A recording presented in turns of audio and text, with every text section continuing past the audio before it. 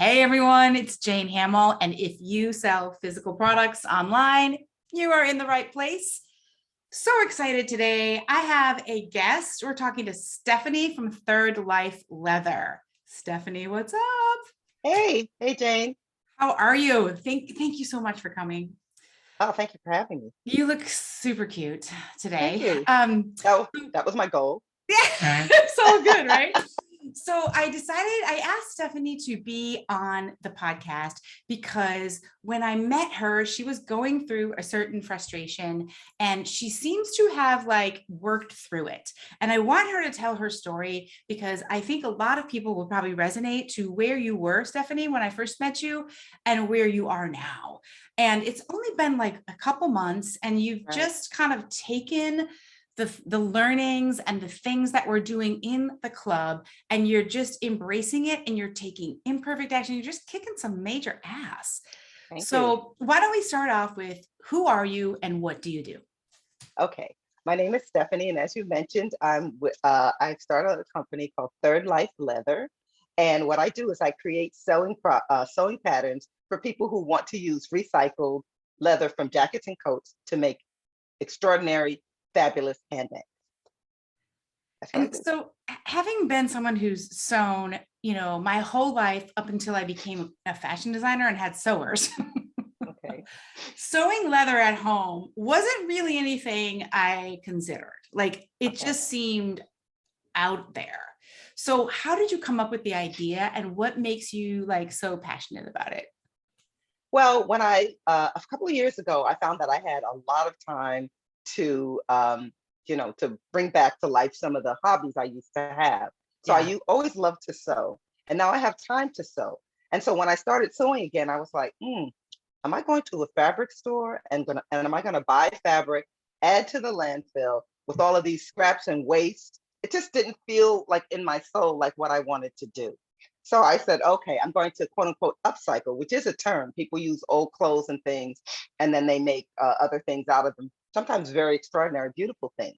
Yeah. So I said, I like sewing handbags, I like making bags, and I love leather. And so I said, I love everything about leather, always have. So I said, I'm going to take some old jackets and coats, and I'm going to transform them into bags.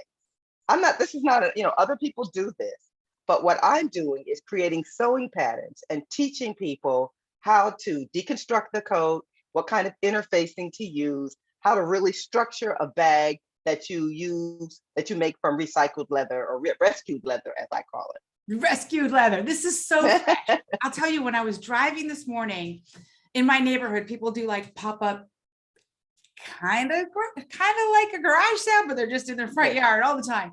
And I literally almost drove off the road because of an old leather coat. And I was like, I gotta get that for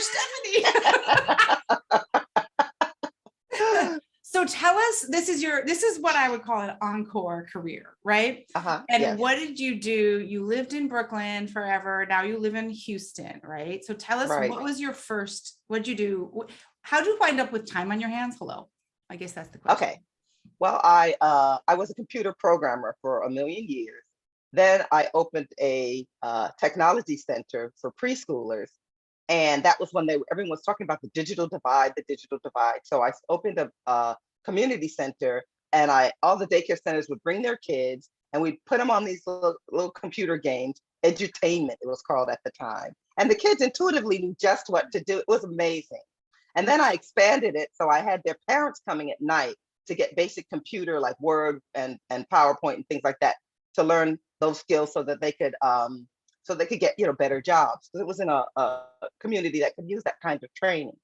And it was amazing. We had 600 people a week coming through the center when I first started it, and it was just amazing. And then right after 2000, right after the World Trade Center bombing, Yeah. they stopped funding things like my center, and people were more interested in funding a lot of security stuff. So it was difficult for me to get funding. So I stopped, and then I went and started teaching computer science in high school. Right. So I did that, and then I said, my husband actually retired, and I said to him, there's no way you're laying in the bed and I'm going to work. That's not happening. I told him, your best bet is to pretend you're asleep until I go to work. And, so we only had a year of that. And then he's like, you can quit. So I stopped work. I mean, it wasn't retirement age, but it was all good. And so I stopped working. And then I was like, you know what? This is what I want to do. I want to create sewing patterns. And, I'm an artisan at heart. And I haven't had a chance to express that. Everything I've done has been very technical, nuts and boltsy, bits and bytesy, computers. And that's not really who I am. So it's like, it's time for me to really express who I am. So this is the best part of in life to me. So amazing, because doing a bag is super technical, I think, three-dimensional, but also you're a teacher, like you know how to teach. And so being able to show people how to do a pattern. Okay, so we're going to get back to this, and I know you have a really cool thing. So if you guys want to sew leather at home and rescue some leather pieces and make them into something fucking fabulous, hold on, we're going to tell you how to do that. Okay, so you're sitting here, you're like, okay, I was a teacher, I'm an IT kind of person, I did all these things, I'm now moving to Houston, I'm going to do this company.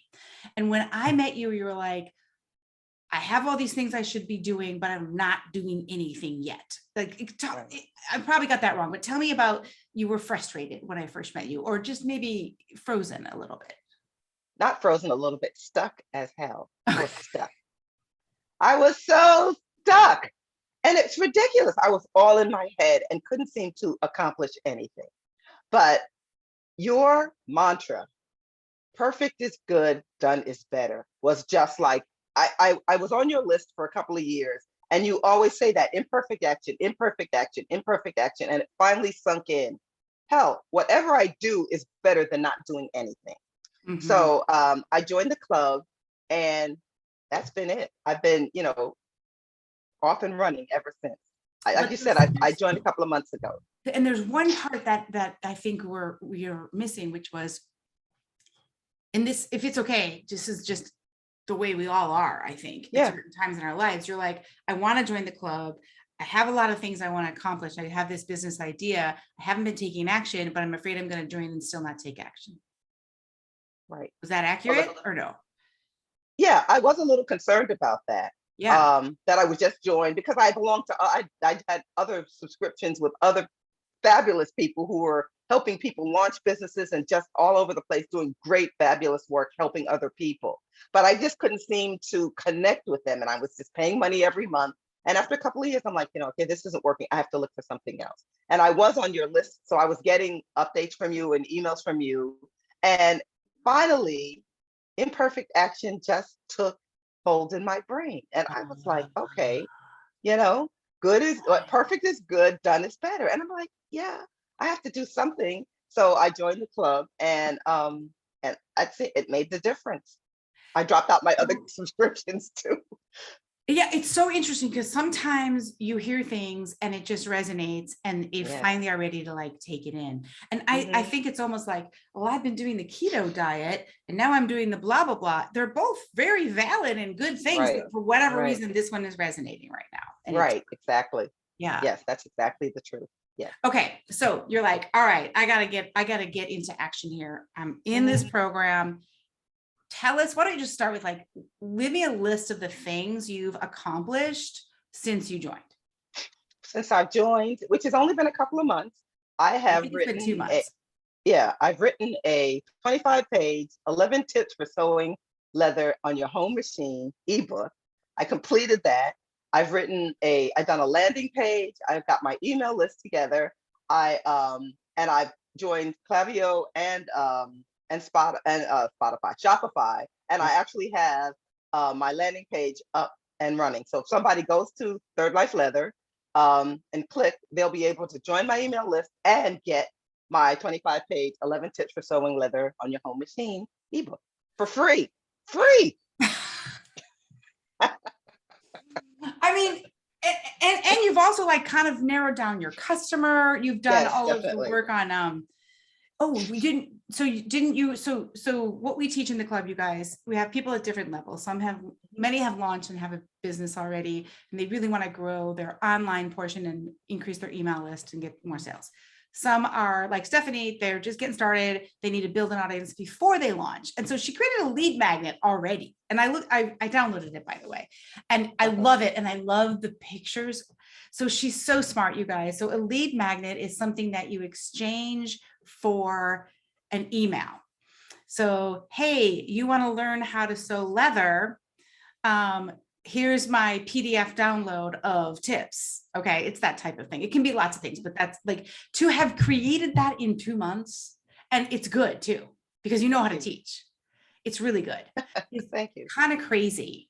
But tell me about, you also did, what we also teach is like, okay, you're going to need an email list, but nobody has like an email list, right? Right. So we start Right. with the starter list. Tell us about your starter list and what you're doing with that. Well, I went through the training, build a list, build the following 2.0, which is one of your teachings. So I went through it. I went through it twice. I might be a teacher, but I actually had to go through all of the modules twice in order to get it in my head. Yeah. And so what I did, what you say is come up with your initial email list, and however many people you have, double it, and then go find the rest of those people from somewhere. So I did that, and I was like, oh, I have, less than 100 people, but I doubled it to 200, and I was able to pull these people out of the woodwork. And so I'm writing. You told me to write a letter and just introducing what I'm doing. Say, hey, everybody, I left New York, New Jersey, and now I live in Houston. I started this company. If you know anyone who sews, or anyone who wants to learn how to sew leather at home on their home machine without getting special equipment, send them my way. So I did that, and sent the letter, and got people on my list. Oh, you already sent it out? Yeah.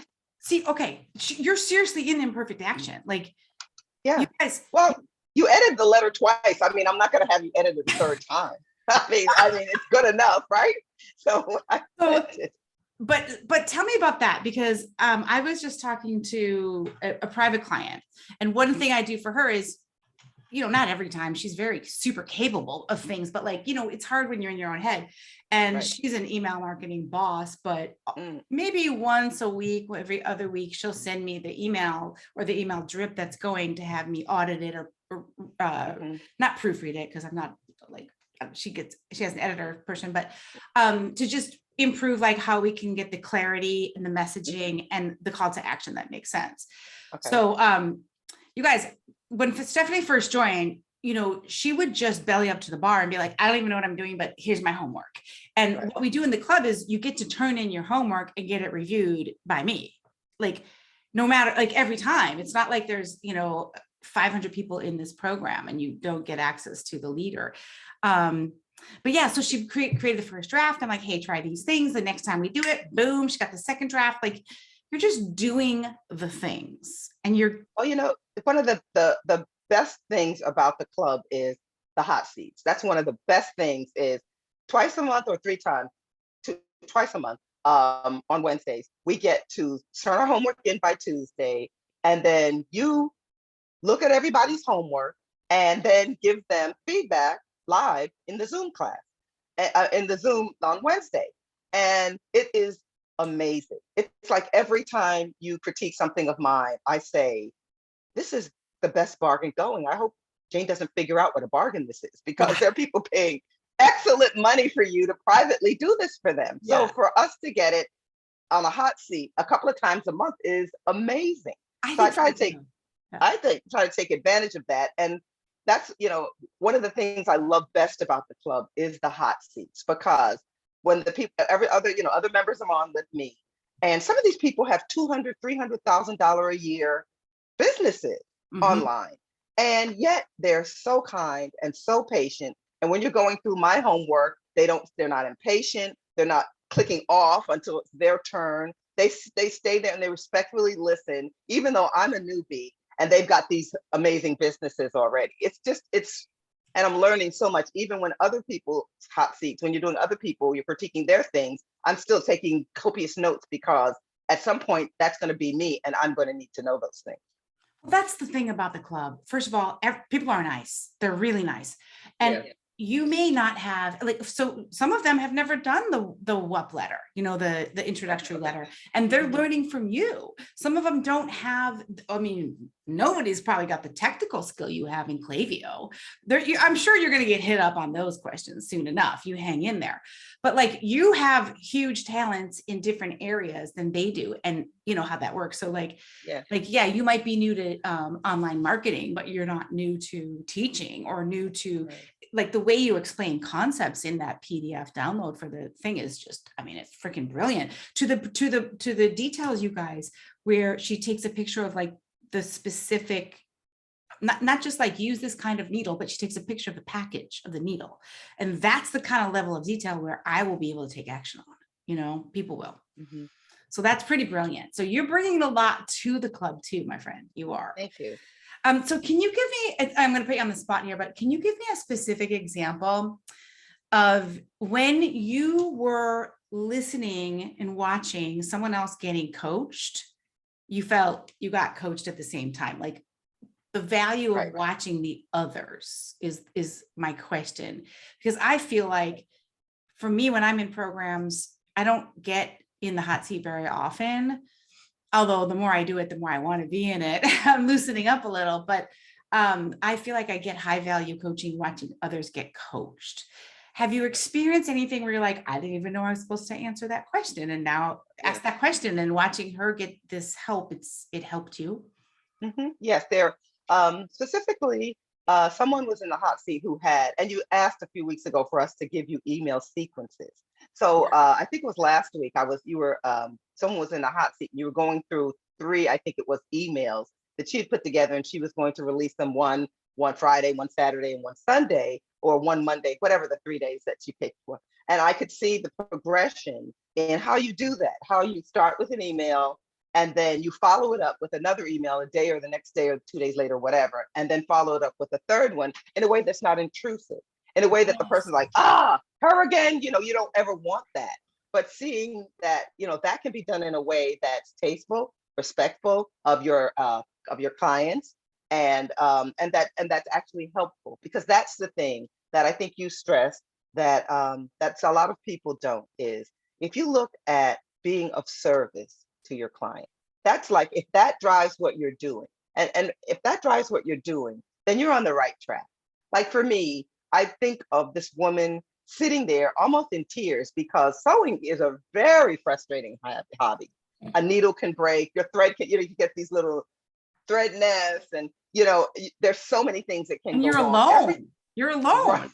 Exactly. You're it's alone. not like you're it's not a knitting bitch or whatever, stitching bitch. Like you're right. Sewing is a solitary thing. Exactly. Yeah. Right. You're right. So a lot of things can go wrong. So so I always have the picture of someone trying to sew leather, because they've got this epiphany also about needing to not add to the landfill, and that there are all these beautiful leather items, just beautiful, but maybe they have huge shoulder pads. No one's wearing that right now. I believe it'll come back, but right now it's not. So you can take that jacket and you can turn it into a great bag that you carry. And a lot of times people have a jacket from their father or their mother who's no longer here, and it's hanging in the closet, and they don't know what to do with it. And they say, if only I could make that into something that I could carry and have with me, then I would feel that that was a good use of it. And rather than opening the closet and twice a year, looking at it, smelling it, see if it still smells like the person, we all do that when you've lost someone. Don't you? Feel guilty that you're not using it. Like, oh, sorry, right, exactly. But if you, but it takes courage to get those scissors out and cut it off. So if I can help someone feel courageous and successful and feel like they have the potential to do this without messing it up, then that's what I really want to do. And that's the service I want to provide. When you come at it that way, it's like, okay, well, so what if my PDF is off center? Or what if I send the wrong email and someone unsubscribes? I'm trying to help that desperate lady with the needle that she just poked in her finger. Like, I think it helps to take the pressure off. Yes, I think it does. And okay, so then so you're like kind of on fire. If you continue, you really are, you're Thank you. executing and you're doing it. You may be feeling the fear in doing it in any way, but I think at this point you're getting lots of confidence, just like, let me just do the next thing and do the next thing. Right. Right. What do you think is going to happen if you continue with this level of like excitement and productivity? What's going to happen with your business in the next like 2 years? Where do you think you'll be?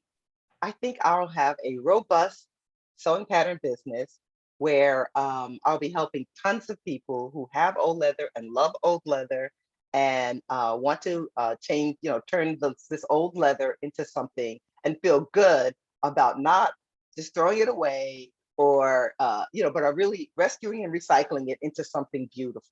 And that's what I hope. I hope that they make something beautiful. And my patterns are that I'm developing now are all things that are lovely to me and I believe are lovely to my target audience. I guess you would call it, I've embraced Texas boho since I've been here. So it's kind of, and that's like a style. It's really funky and in your face. And listen, I thought New York was tough. These Texas ladies don't play. They're so tough. And I love from it. Brooklyn and not like, right. Well, I mean, if you've lived in Brooklyn forever, Brooklyn's changed depending where you live. Yeah. Oh yeah. Yeah. So I was pre-gentrification Brooklyn. Oh, that was me. So yeah. But these are some tough, badass ladies and I love it. So the style of my bags, of my sewing patterns for my bags is Texas boho. Lots of fringe. I'm a lover fringe. Fringe and bling. Yeah. That is great. And so it's interesting that you decided, a lot of people have this idea and then they're like, I'm going to have bags, I'm going to sell bags. Did that ever occur to you that you want to sell those bags that you make? Or you're like, no, you just make a beautiful bag and you want to teach people how to do it. Like, did you have to dabble in that? I thought about it initially, but that level of production, I knew I didn't have that desire. Yeah. And I think that as you said, I am a teacher. So my strength is in explaining and creating something and taking someone step by step through a process. I think that's my gift. And, through something that's creative, like my patterns. I get to design the patterns and then I get to walk someone through step by step how to do this themselves and give them the courage to take the scissors to that old coat. You're going to be fine. And one of my 11 tips is almost everything is undoable. So if you make a mistake, there's always something that you can do. If God forbid you cut your grandpa's brown suede jacket at the wrong place, well, you know what? Why don't you just use all of it that you can and then, go to the Goodwill and get you a brown suede jacket and get another piece. Are you going to have like a leather hotline emergency? What's your leather emergency? How did you mess up your grandma's 1960s maxi coat? Let me, that's awesome. Well, actually, in my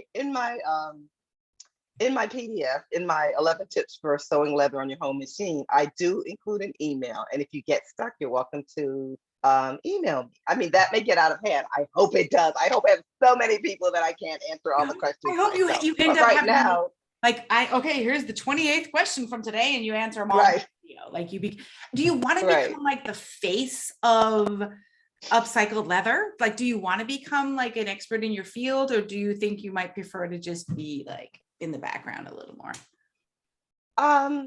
Well, I don't know. I think that this is where it gets a little creepy because I feel like I am talking about myself, but I know that I communicate well.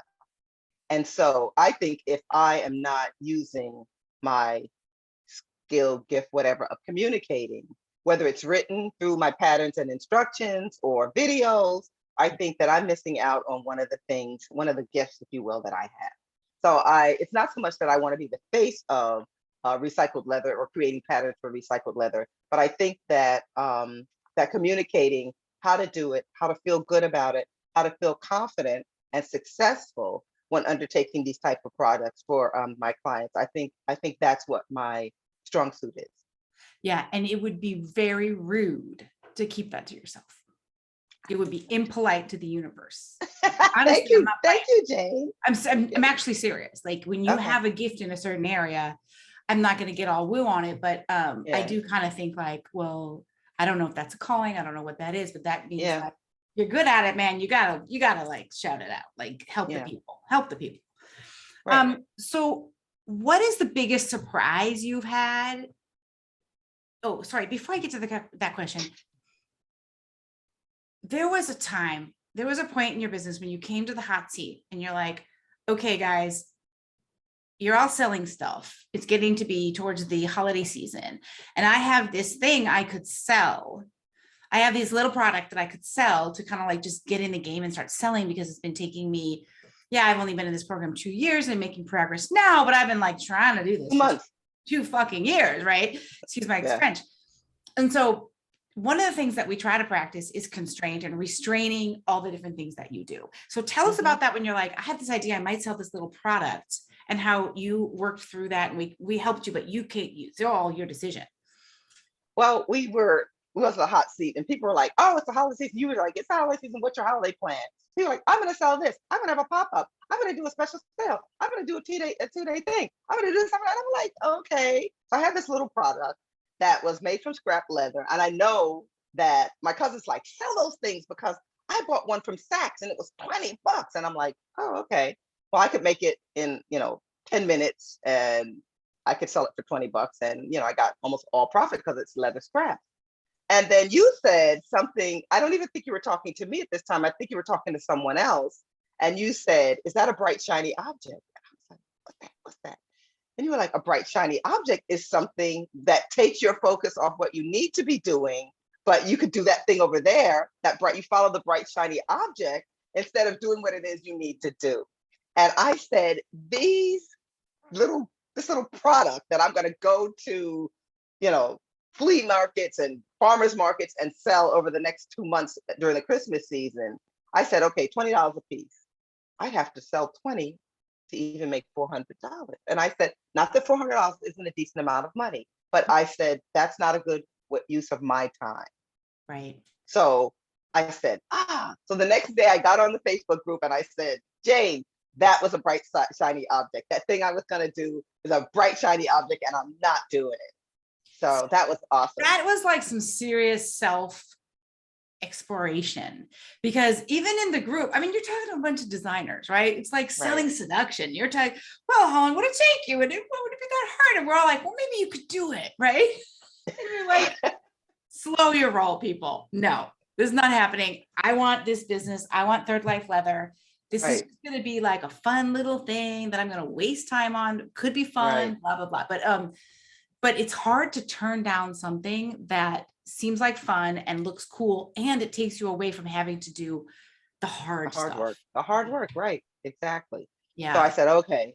So I didn't do it, and then I got my letter done, and I got my 11 tips for sewing leather at home done, and I got my email list done, and I got my landing page done.